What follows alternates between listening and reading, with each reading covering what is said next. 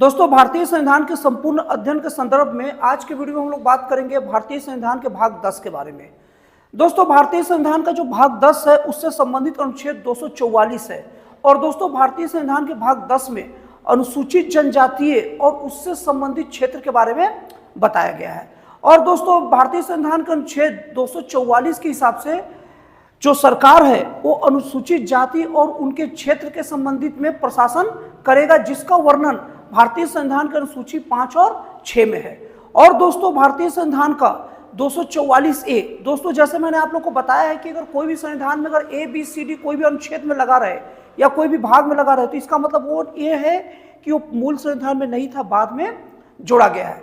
तो दोस्तों, भारतीय संविधान का अनुच्छेद 244A के हिसाब से अगर वहां के अगर लोग चाहे, असम के अगर जनजातीय चाहे तो अपना स्वायत्त शासी मतलब ऑटोनॉमस स्टेट बना सकते हैं।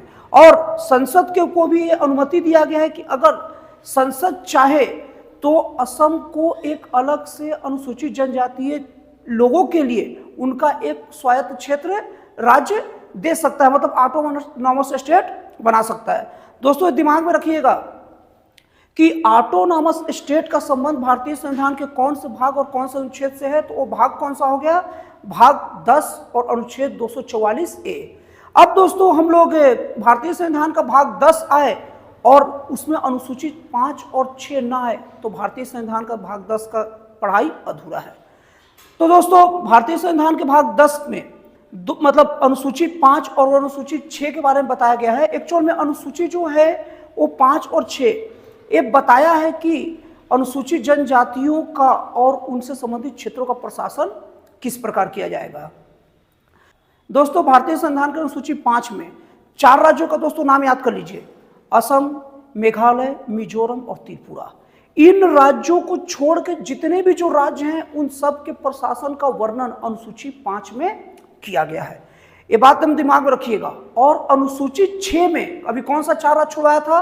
असम, मेघालय, मिजोरम और त्रिपुरा।